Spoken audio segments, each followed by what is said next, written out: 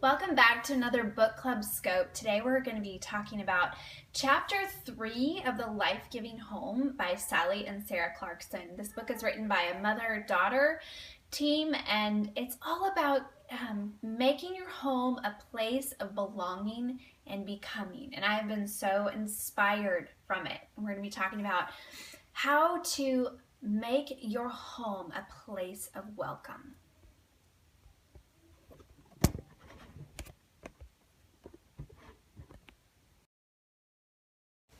So welcome. I'm so glad to have you all here today. For those of you who are new, my name is Crystal Payne and I am the founder of MoneySavingMom.com. And every single week or most every single week, we've been going through a book and just a chapter a day from a book. And this week we are doing The Life-Giving Home by Sally and Sarah Clarkson. And this chapter is called A Symphony of Grace, and it's by Sally.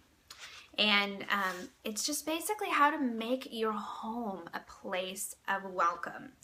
I love this quote. She said, "From the beginning, the vision Clay and I had," that's her, Clay is her husband, "for a home was to reflect the reality of the living God, to embody his sparkle, pleasure, artistry, fun, and intimacy.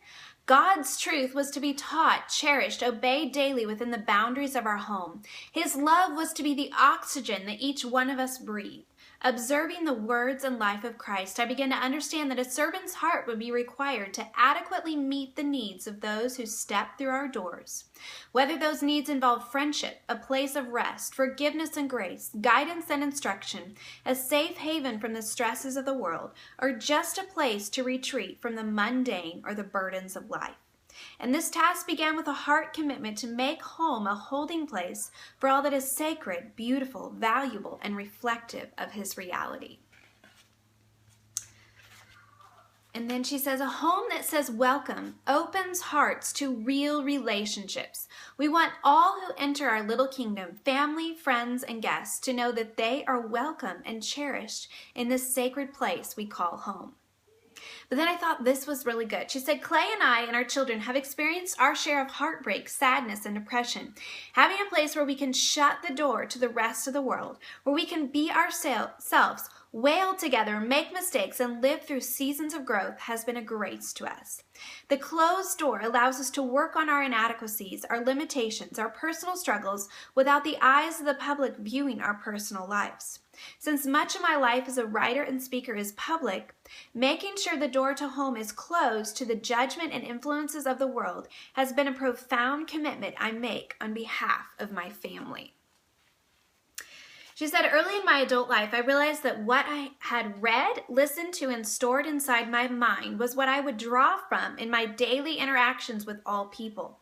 I wanted this for my children as well, to provide them with the best ideas, thoughts, and wisdom. Over time, this practice shaped my understanding of offering these resources to others as well." Then she talks about the music of beauty. God did not create us merely as intellectual beings, of course. He gave us senses with which to experience and enjoy what he made. We have eyes to see, ears to hear, nerve endings to feel, tongues to taste. Human beings are created to respond to beauty and to create beauty for ourselves. We honor him when we make beauty a priority in our homes. This is another way of filling home with precious and pleasant riches. I have always wanted our home to be a place of interest, inspiration, education, creativity, and enjoyment, to embody the Spirit of Christ in every nook and cranny. I wanted it to provide pleasures for the senses as well, to point toward the amazing beauty of God's creation, and to inspire everyone who passes through our doors." Then she talks about the music of relationship. Grouping comfy couches and overstuffed chairs in front of the fireplace, not the television, is another relationship-based choice. In days before the television was invented, the hearth was the gathering place where community was shared and built. We have deliberately tried to recreate that dynamic in our home. We've discovered that having a media-free place to gather fosters conversation and engages people in mutual activities, games, read-aloud sessions, knitting, playing chess, discussing ideas, and praying over issues of life. And that's something that we've done in our home as well, to have an area in our home that is kind of the grouping. So on our main floor where we have our living room, we don't have a television there. And we've chosen not to have a television there because we want to not just have that constant distraction and temptation, or that instead of engaging in relationship, we're just looking at a screen.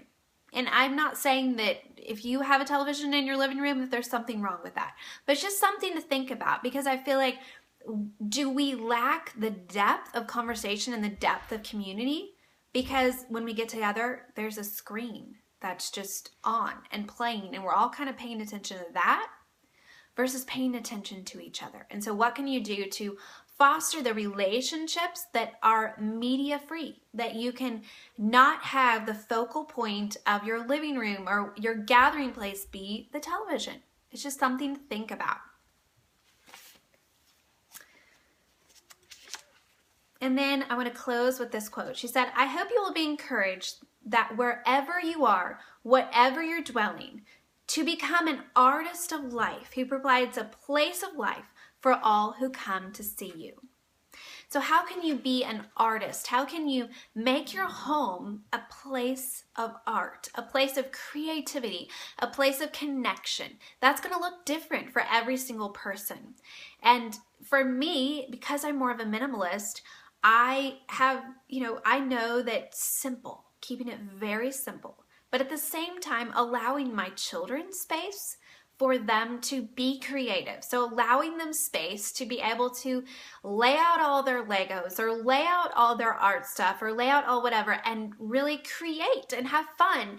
And for me to not just be like, we have to have everything cleaned up at all times. And so giving them their spaces to be able to be creative and being okay with that, because I want to encourage that in them. I want them to have fun together. I want them to create together. I want them to make beautiful things.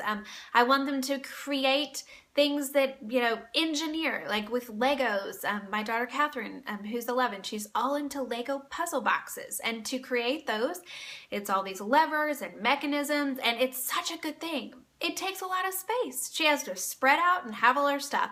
And so to be okay with having those places in our home that look a little bit messier, because it's encouraging creativity. And so finding that balance for me, and it's something that I'm still working on, but finding that balance between having beauty and having art in our home and also being a minimalist and being true to who I am as a person. So that's what I want to share with you today. That was from The Life-Giving Home by Sally and Sarah Clarkson. And tomorrow we will be in chapter 4.